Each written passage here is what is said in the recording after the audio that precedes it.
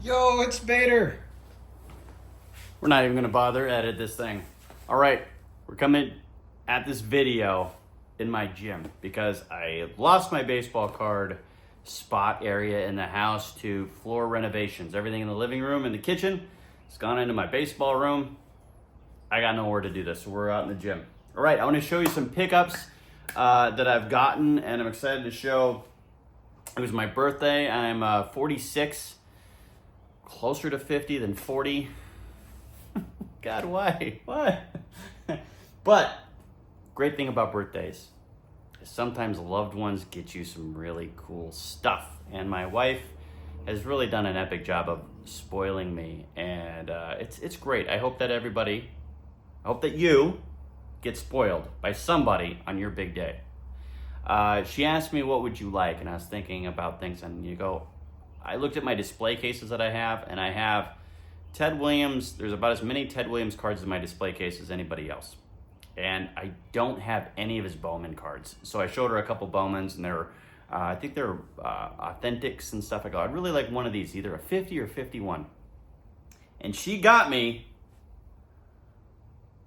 a 50. Look at that. It's a beautiful card. I could not be more pleased. Great looking card. I just think Ted Williams was such an interesting human being. Just driven to be the best. Maybe he was a little bit aloof when it came to other people and friendships and family and all that stuff. But the guy was driven, and he's kind of like a John Wayne type character. But him in the military, all the years he lost, just really cool story. So that one's going to go in my display case. I already took down my Hoyt Wilhelm 53 tops to make room. All right, here's another card. This one I picked up for myself. I watched Theo with Clemente Collector, and he showed the Clemente version of this card, and he was super geeked out about it. And he taught me something that I never knew. So here we have is a 1969 Nabisco Team Flakes. It's Tony Oliva. And as you can see, there's a white border or a yellow border that goes around the outside. And there's two versions of this. There's a thinner border and there's a thicker border. Now the thicker one is more on like the family size box, and it sounds like they didn't sell nearly as many of those as they did the smaller boxes. So it's more difficult to find the thicker border. And when I was searching around through sales, they don't show a difference there, which Theo talked about. They don't show a difference. They don't talk about a difference. PSA doesn't label them as any different. But it does, when I'm looking at there, it looks like they're about 3-to-1 ratio, maybe 4-to-1, more common for the thin border. The other thing I always think about that's really interesting about cut cards, I mean, if you look at that guy, there's a little tiny spot, like two sides, they don't have borders, two sides do. If you're off slightly, it's authentic. I'm kind of like, who cares? Does the card look good? Difference between a 10, 9, 8, 7, I mean, does it have any creases? Is it like, this thing looks great. Awesome card. Super happy because as soon as it says authentic, some people don't care. And I'm like, that is great. I love that with cut cards. And speaking of, my hostess was in a little bit of disarray for my Oliva 75. So I found this beauty. That one looks pretty darn good. I'm very happy with that one. Beautiful card. Those are the backs on those. So very happy to have that. I love that my Tony Oliva collection keeps growing, and it seems like his cards are becoming a little bit more affordable. I used to be able to get them really, really cheap, and then he went into the Hall of Fame, everything got expensive, and now it seems like it's chilling out again. Here's another card I did not have. This is a team photo, 1965.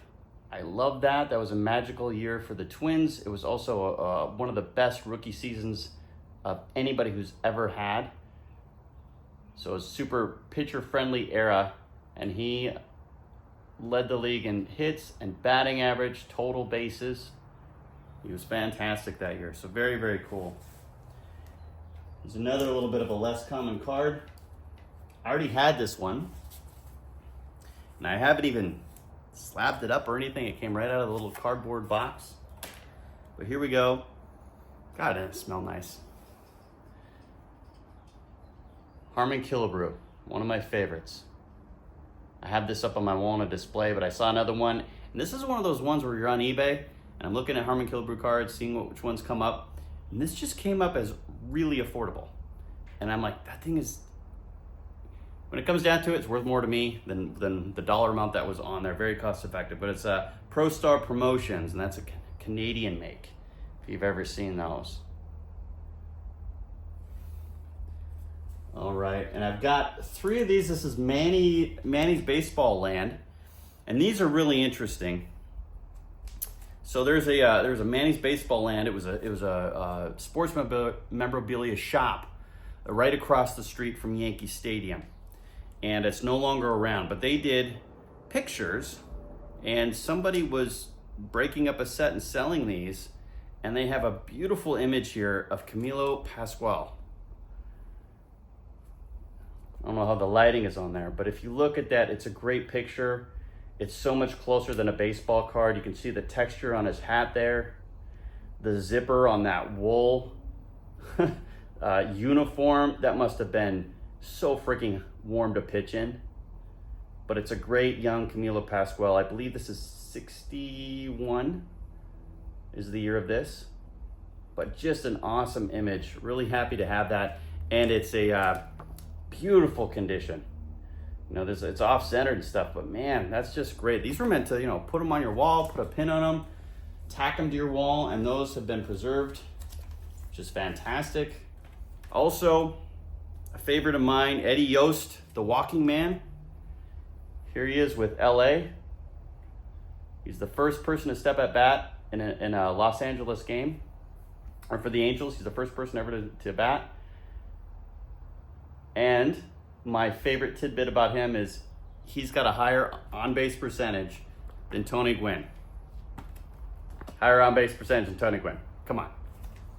Can't make this stuff up. And then this one was, I never heard of Manny's Baseball Land, and I looked at some more, and I do not know why. Because I'm not a big collector of Willie McCovey, but he just looks so young. Look at him. That is super cool. Love that. Fantastic. And I don't see a lot of these sold like on eBay. I don't think they're sold very often. There's people who, you know, like to grade those things. Not many people do. So I think I got the little thing in me where I go, ooh, it seems rare, but I have no idea how rare they actually are. But the Camilo is my favorite on that one. All right, here's another one. I don't think I've showed a non-baseball card on any video that I've done, except for Thomas Edison for 3D 80s Kids when I did a video. Here's another one. This is a little different. This is I can't remember if it's a 56 or 57 Suites. But I used to, Cadet Suites, that's what this is. And I used to compete in weightlifting. I did that for a while. My brother was a very good weightlifter. Got a couple medals that are back in the background on the set. Oh, I'm in my gym, right? Like so working out and stuff like that's always been a big part of my life. Here is one of the strongest human beings who has ever lived. There's a man by the name of Paul Anderson. And this is in the 1950s. He came on the scene as a heavyweight and started demolishing records in the sport of weightlifting. And if you're not familiar, or if you care, weightlifting is the sport of getting a weight from the floor to over your head. And back in the day, they had 3 lifts. And if you watched him lift, he was technically a very poor lifter. And technique in weightlifting is super important.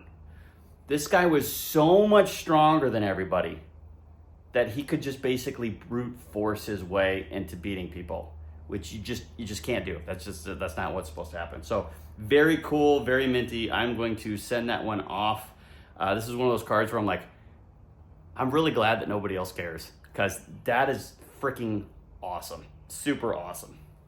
So those have been my pickups. I've been taking it easy a bit here because of house projects, work slowing down and stuff like that. But man, it's fun to enjoy the hobby. I hope everyone's having a great beginning to the summer. I am. All right, Bader out.